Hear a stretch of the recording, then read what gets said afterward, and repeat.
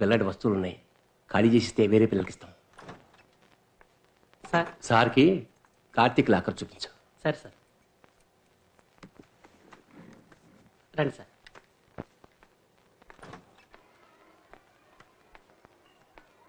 కార్తీక్ చాలా మంచి అబ్బాయి సార్. ఎంత బాగా క్రికెట్ ఆడతారు తెలుసా? అబ్బాబ్బాబ్బా, ఇక్కడ పిల్లలందరూ అరే ప్యూన్ ఇటు రారా పోరా అని పిలిస్తే కార్తీక్ మాత్రమే అనయ్య అని పిలిచేవాడు. మీ అబ్బాయిని బాగా పెంచారు సార్.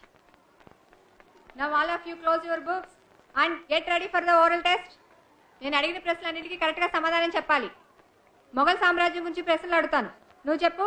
ఏ సెకండ్లో బాబర్ ఈ టీచర్కి ఎప్పుడు చూసినా పిల్లల్ని మొద్దు పనికిరారు అని తిట్టడమే పని. చదువుకోకపోతే వీళ్ళలాగే ప్యూన్ అవుతామని ఒకరోజు నా ముందే తిట్టింది సార్. ఆ రోజు కార్తీక్ ఏమన్నాడు తెలుసా? నేను ఖచ్చితంగా క్రికెట్లో సాధిస్తానన్నాడు సార్. సార్ మీరేం బాధపడకండి సార్, కార్తీక్ ఖచ్చితంగా కోలుకుంటాడు, మంచి క్రికెటర్ అని నిరూపిస్తాడు, సాధిస్తాడు వాడు. Locker number 58 sir.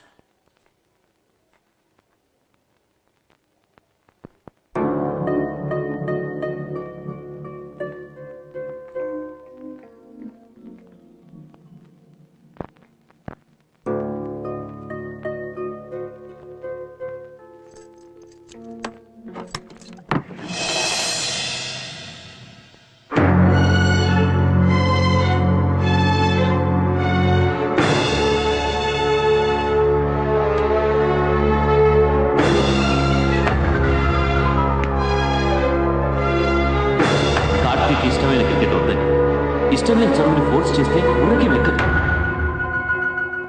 నీ కొడుక్కి క్రికెట్ అంటే ప్రాణం, అతని ప్రతిభను గుర్తించండి. నేను ఎంతో మంది కోచింగ్ ఇచ్చాను, నేను చెప్తున్నాను sir, he such a super player.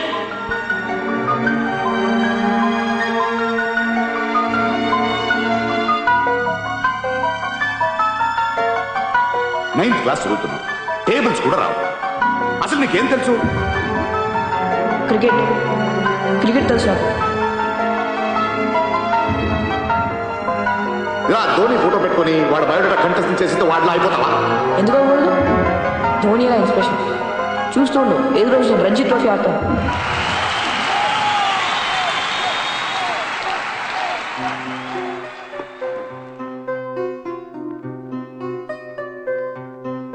నేను క్రికెట్ ఆడతాను.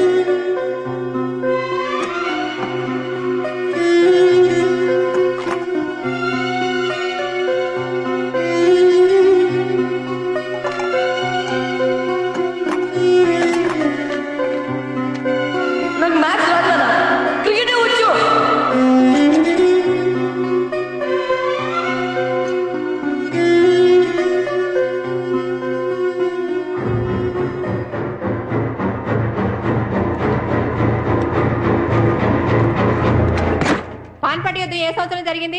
డేట్ ఏంటి? నేను ముందే చెప్పాను కదా ఈ క్వశ్చన్ డెఫినెట్ గా ఎగ్జామ్ లో వస్తుందని. చదవలేదా? అలా చూస్తావేంటి? చదవలేదా? మాట్లాడవే. ఒక్క నెంబర్ గుర్తు పెట్టుకోలేవా? నీ తల మీద పెట్రోల్ పోసి తగలబెట్టినా నీకు హిస్టరీ రాదు. నీ తలపై ఏం పోసి తగలబెడితే బుద్ధి వస్తుంది? హిస్టరీ అంటే ఎప్పుడు జరిగిందనేదా, ఎందుకు జరిగిందనేదా? స్టూడెంట్ ఒక తేదీ కంఠస్థం చేసి చెప్పేస్తే తెలిసిపోతుందా? మొత్తం హిస్టరీ వచ్చేస్తుందా వాళ్ళకి? మీరు హిస్టరీ టీచరే కదా. ఇండియా పాకిస్తాన్ విడిపోయిన సంవత్సరం మీకు తెలుసు, డేట్ మీకు తెలుసు, కానీ ఎందుకు విడిపోయింది, ఆ తర్వాత ఏమైంది చెప్పండి చూద్దాం. చెప్పండి మేడం, చెప్పండి. ఇన్ని సంవత్సరాలు వీళ్ళకి చెప్పి చెప్పి మీ కంఠస్థం అయి ఉండాలిగా. చెప్పండి ఎందుకు జరిగింది, చెప్పండి చెప్పండి ఎందుకు జరిగింది. అక్కడ చూస్తారండి మేడం, చెప్పండి మేడం. తెలీదుగా, రాదుగా, అయితే బెంచ్ మీద నిలబడండి. బెంచ్ మీద, బెంచ్ మీద నిలబడండి. నేను బెంచ్ మీద నిలబడాలి. మీరెవరండి చెప్పడానికి? Get out. అందరూ నిలబెట్టారు కదా, మీరు నిలబడండి. నేను నుంచోను. Shut up. నించోవాలి మేడం, Are you mad? నించోవాలి. Shut up, shut up children. సరే అండి, హిస్టరీ వద్దండి. 70 నుండి 8 ఎంతో చెప్పండి. చదువుంటారుగా, 70 నుండి 8 కంటతం చేస్తుంటారుగా, చెప్పండి వీళ్ళకి 78 ఎంత. అవన్నీ చెప్పడానికి నేను మ్యాథ్స్ టీచర్ కాదు, సోషల్ టీచర్. ఓహో, మీకు ఒక సబ్జెక్టే తెలుసు, పిల్లలు మాత్రం కెమిస్ట్రీ, బయాలజీ, హిస్టరీ అంటూ అన్ని సబ్జెక్టులు తెలుసుకోవాలి. చదువుకున్నారు కదా, టీచర్ కదా, 70 నుండి 8 ఎంతో చెప్పండి. మీరెవరండి నన్ను ప్రశ్నలు అడగడానికి? నేనెవరా? మీరు పనికి రావడం తీసి పారేశారే వాడిని కన్న తండ్రిని. నేను కష్టపడి సంపాదించే డబ్బే మీకు జీతాలు. నేను నిన్నే కాదు నీ చైర్మన్ కూడా అడుగుతాను. 70 నుండి 8 ఎంతో చెప్పండి లేదా బెంచ్ మీద నిలబడండి. వాచ్మ్యాన్ బెంచ్ మీద నిలబడండి. బెంచ్ మీద నిలబడాలి. నిలబడండి బెంచ్ మీద. Silence. లేదా 17 చెప్పండి. ఏం జరుగుతుంది ఇక్కడ? సుబ్రహ్మణ్యం ఏంటిది? చదువుకున్న వాళ్ళ బిహేవ్ చేయండి. మీరు చదువుకున్న వాళ్ళే కదా సార్, చెప్పండి సార్. 17 into 8 ఎంతో చెప్పండి సార్, చూద్దాం.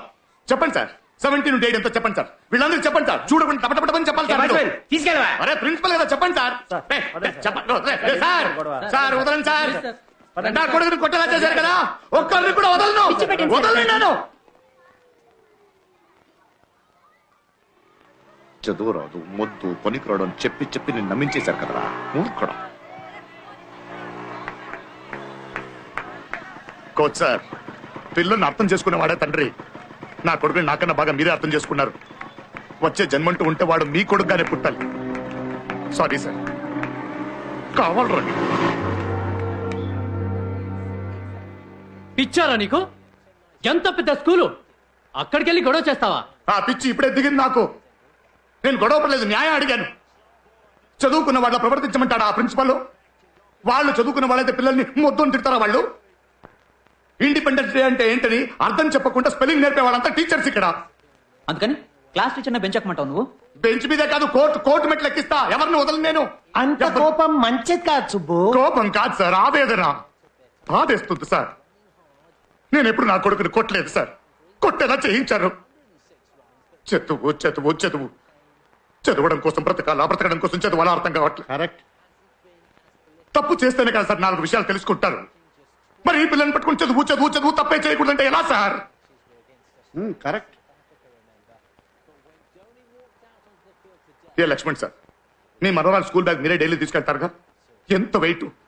ఎల్కేజీ చదివే పిల్లలకి ఎందుకు సార్ అంత పెద్ద పుస్తకాలు? వాళ్ళు ఏమైనా మార్కెట్లో మూటలు మోయడానికి వెళ్తున్నారా? దోపిడీ దోపిడీ. ఫీజు, షూజు, బ్యాగు, టై అవి ఇవి పట్ట పగల దోపిడీ చేస్తున్నారు. ఇంకా నయం, పిల్లలు లోపల వేసుకునే చెడ్డీ కూడా యూనిఫామ్ కలర్ లోనే ఉండాలని చెప్పలేదంటే. కరెక్ట్. ఏంటి సార్ కరెక్ట్ కరెక్ట్ అని వెటకారం చేస్తున్నారు? వేటకారం కాదయ్యా, నువ్వు కరెక్ట్ గానే చెప్తున్నావు.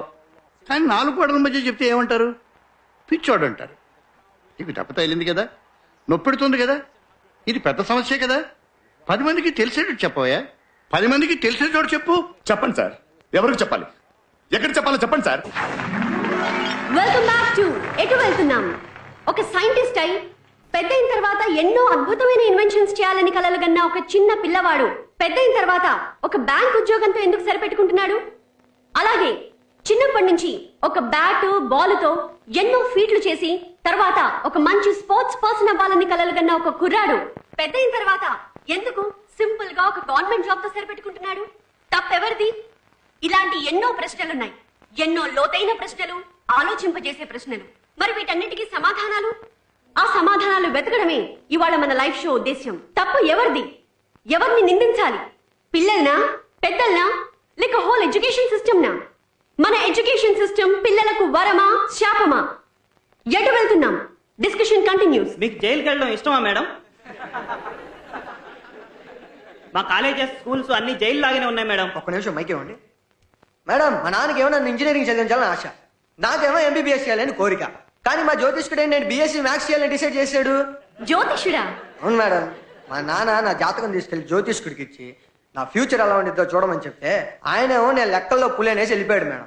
నాకేమో లెక్కలు అస్సలు రావు. చాలా కష్టపడుతున్నాను మేడం. మీ ఫాదర్ వచ్చారు? వచ్చారు మేడం, అదిగో అక్కడ ఉన్నారు. మైక్ ఆయనకి ఇవ్వండి. ఒక్కరికి కాదు మేడం, 8 మంది జ్యోతిష్యులు చూపించాం. అందులో 5 మంది స్ట్రాంగ్ గా చెప్పారు లెక్కలే కరెక్ట్ అని. చాలా అన్యాయం సార్. ఏం చదువుకోవాలో డిసైడ్ చేసుకునేది మీ అబ్బాయా లేక జ్యోతిషుడా? ఒక్క నిమిషం మేడం. పిల్లలకేం తెలుసు మేడం? నిన్న కొన్న పెన్ను ఎక్కడ పెట్టారో తెలియక వెతుకుతుంటారు. అలాంటి వాళ్ళని ఏం అడుగుతాం? మెకానికల్ ఇంజనీరింగ్ చదవాలని నా కోరిక మేడం. నైట్ అండ్ డే కష్టపడి ఇంటర్లో 98% తెచ్చుకున్నాను. ఆడాళ్ళకి టీచర్ జాబే కరెక్ట్ అని చెప్పి టీచర్ ట్రైనింగ్ లో జాయిన్ చేసేశారు. కరెక్టే కదా మేడం. అబ్బాయిలు అర్ధరాత్రైనా జాబ్కి వెళ్ళి వచ్చేయచ్చు. అదే లేడీస్ కుదురుతుందా మేడం? వాళ్ళ పిల్లలకి ట్యూషన్ చెప్పుకునేంత చదువు ఉంటే చాలు. ఏంటండి మీరు అసలు ఆ అమ్మాయి తల్లేనా? కన్న తల్లి కూతురుని చదవకూడదని చెప్తూ ఉంటే ఇంకా ఆడపిల్ల ఏం చదువుకుంటారయ్యా? ఈ తప్పు ఎందువల్ల జరుగుతుంది? మన చదువులు పిల్లలు కనే కలల్ని సక్రమంగా నెరవేరుస్తున్నాయా? ఈ ప్రశ్నకు సమాధానం తెలియాలంటే మనం ఒక వ్యక్తితో మాట్లాడాలి. ఈ విద్యా విధానం వల్ల బాధితుడైన ఒక తండ్రి ఈరోజు మన ప్రోగ్రామ్ కి స్పెషల్ గెస్ట్ గా వచ్చారు. Let's welcome mister Subrahmanyam. నేను పిలుస్తున్నా అయ్యా ఇల్లు ఉంటే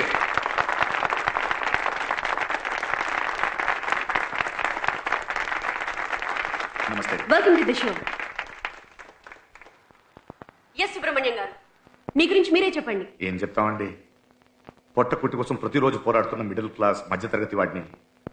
గవర్నమెంట్ ఆఫీస్లో పనిచేస్తున్నాను. తిండికి లేకపోయినా పిల్లలకి మంచి చదువు ఇవ్వాలనుకున్న ఓ తండ్రిని. చాలా బాగా మాట్లాడుతున్నారే. సరే చెప్పండి, చదువు మీ పిల్లలకి